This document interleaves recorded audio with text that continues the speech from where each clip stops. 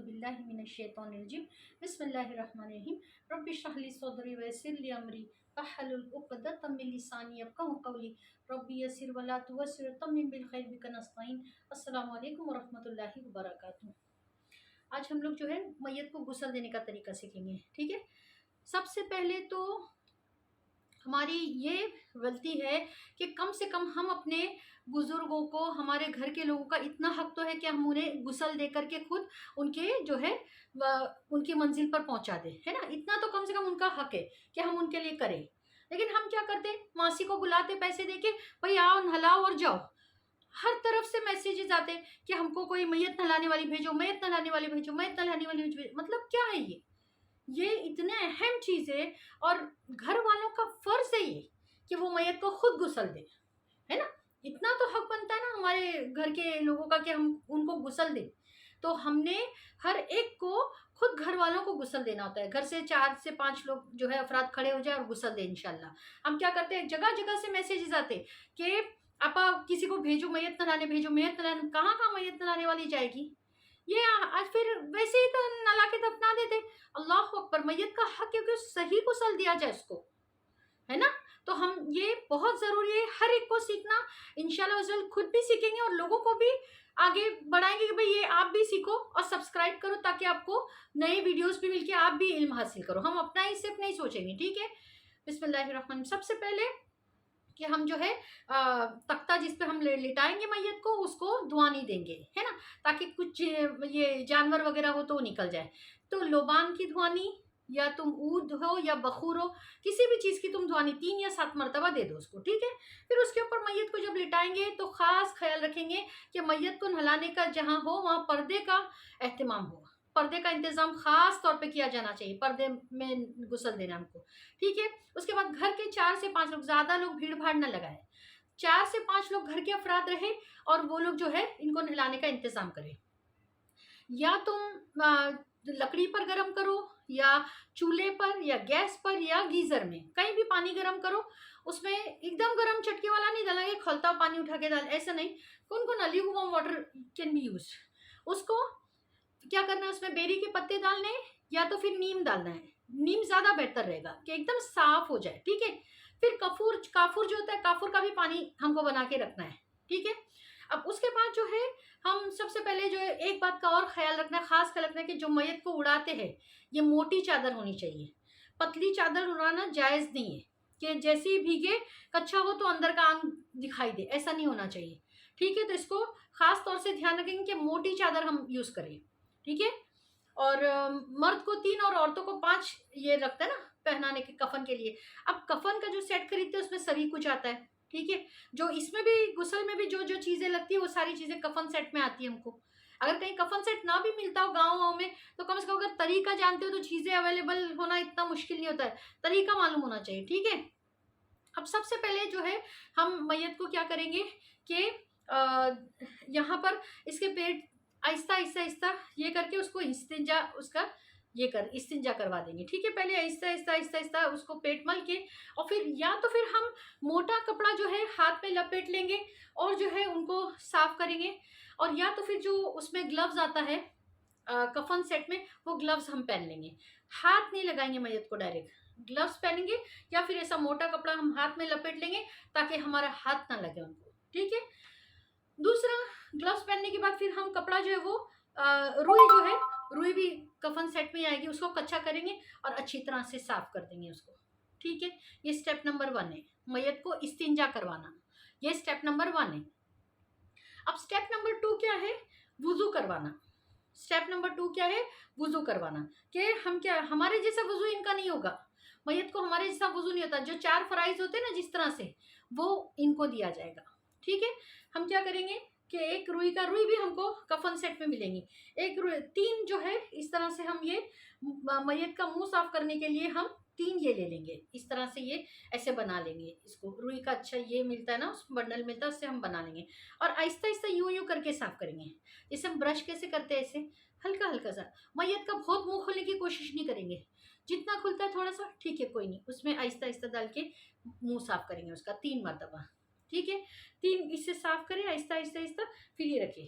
फिर उसके बाद हमने 6 ये लेने हैं, 1 2 3 4 5 और ये 6 ये लेंगे। 3 ये नाक में साफ करेंगे और 3 ये नाक में। एक नाक के लिए 3, एक नाक के लिए 3। इसको कच्चा कर लेंगे, इसको कच्चा कर लेंगे, भिगा लेंगे। और फिर इसको किस तरह साफ करेंगे? देखो ये इस तरह से साफ होगा, ऐसे गोल घुमाते हुए ऐसे, और अंदर तक के नाक में जो है डाल करके हमको अच्छी तरह से साफ करना है। नाक कच्चा कर लेना है, इसको भिगा लेना है, ठीक है। और फिर नाक 3 इस एक नाक में और दूसरी नाक में 3, इस तरह से साफ करने के बाद अब मुंह और नाक हो गया, ठीक है। फिर हम क्या करेंगे, जो है मुंह पर ऐसे हाथ रख देंगे और पानी डाल देंगे ताकि ये धुल जाए, ठीक है। ये हो गया। फिर उसके बाद हम हाथ धुलाएंगे। हाथ धुलाने के बाद फिर हम मसा कर लेंगे सर का ऐसे करके, और दोनों पैर धुला देंगे। तो ये अब वुजू हो गया। सबसे पहले इस्तिंजा करवाए, दूसरा जो स्टेप हुआ वुजू करवाना, जो 4 फराइज होते हैं वो वुजू करवा लिया हम लोग ने, ठीक है। उसके बाद फिर हम क्या करेंगे, मैयत के बाल धोएंगे। चाहे तो हम ये उसमें कफन सेट में वो भी आता है साबुन, या तो हम साबुन या तो फिर हम शैम्पू से उसके बाल धुला लेंगे मैयत के, अच्छी तरह से धो करके उसको फिर पानी डाल के बाल धो देंगे उसके, ठीक है। बाल धुल गए, उसके बाद फिर हम क्या करेंगे, अब इस्तिंजा हो गया, वुजू हो गया, बाल धुल गए, फिर हम बाएं करवट पे लिटाएंगे। बाएं करवट पे, जैसे यूं बाएं करवट पे। फिर हम क्या करेंगे, बाएं करवट पे लिटाए तो ये राइट साइड हुआ ना, तो राइट साइड हम अच्छी तरह से जो है उसको साबुन मल के अच्छी तरह से धो देंगे, यहाँ से लेकर के अच्छी तरह से धो देंगे। फिर राइट साइड हो गया, फिर हम लेफ्ट साइड धो देंगे। इस तरह से ऐसे मैयत को ये कर लेंगे आहिस्ते से, फिर ये पलटा के फिर इसको लेफ्ट साइड से अच्छी तरह धो लेंगे, ठीक है। ये हो गया।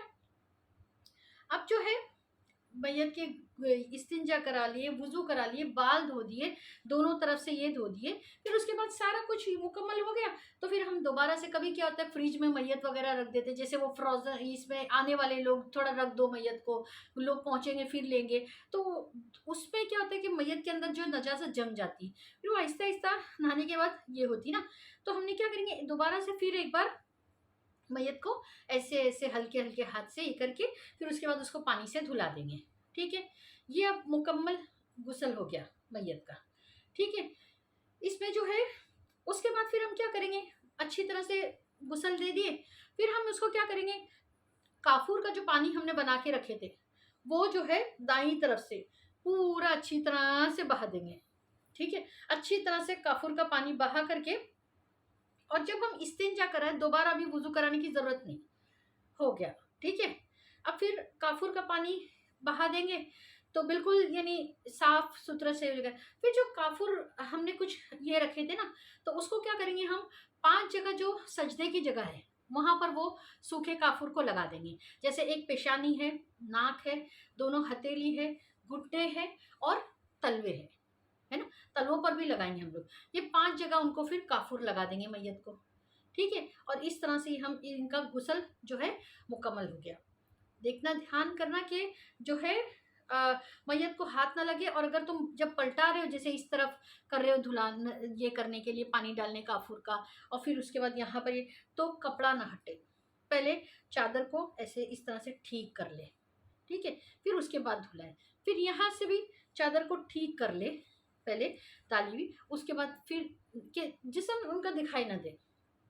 अच्छा, दूसरा कि जब हम अब मैयत को नहला लिए, ठीक है, अब हमने क्या करना है कि भाई मैयत नहा ली, अभी इनको ये कफन सेट में 3 कपड़े और मिलते हैं साथ में मैयत को पोंछने के लिए।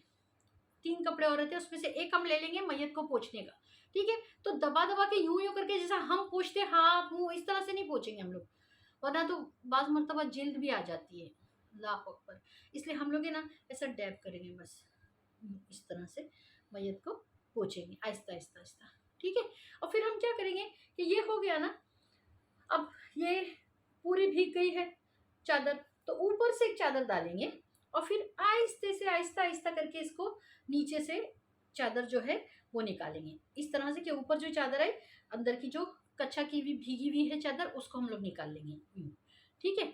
ये इस तरह से, ये ऐसे, और जब मैयत अगर लाई हो, कपड़े पहने हुए हो उन्होंने, तो ख्याल रखना है कि यहाँ से पहले जैसे दाईं तरफ से शुरू करना है ना। कि अतिया फरमाती रज़ी अल्लाह अन्हा फरमाती कि जो है नबी अकरम सल्लल्लाहु अलैहि वसल्लम ने क्या फरमाया आपकी बेटी के वक्त जब ये हुआ तो कि दाईं तरफ से शुरू करो और फिर वुजू करा दो, और ये बस मेन ये था दाईं तरफ से शुरू करना और फिर वुजू कराना।